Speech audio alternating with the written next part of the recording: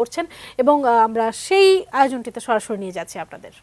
যে একটি সাম্প্রদায়িক শক্তির বিষ দ্বার চিরতরে ভেঙে দিল এবং জামাত যুদ্ধাপরাধী যে অপর রাজনীতির অপশক্তি তাদের হাত গুড়িয়ে দিল এই ভোটের মাধ্যমে।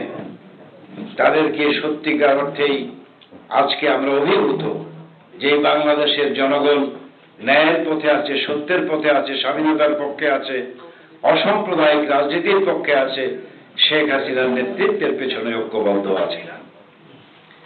আজকে তাই এই বিজয়ের দিনে আমাদের নেত্রী বঙ্গবন্ধু কন্যা শেখ হাসিনা তিনি নির্দেশনা দিয়েছেন যে কোনো ধরনের বিজয় উল্লাস বা কোনো ধরনের বিজয় মিছিল আমরা করব না।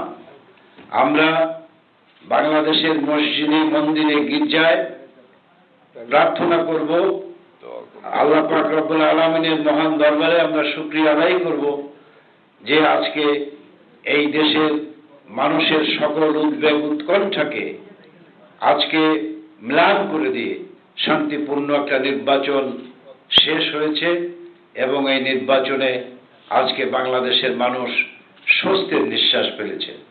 সুতরাং আমরা কোনো ধরনের বিজয় উল্লাস করব না।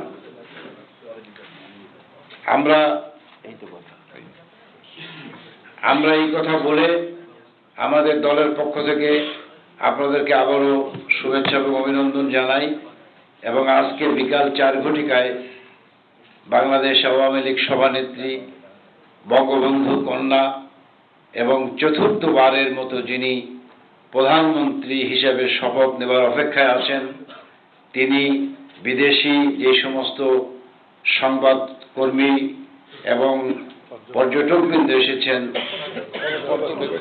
পর্যবেক্ষক এসেছেন, তাদেরকে তাদের উদ্দেশ্যে তিনি সংবাদ সম্মেলন করবেন। তাদেরকে শুভেচ্ছা জানাবার জন্য সংবাদ সম্মেলনের ব্যবস্থা করেছেন।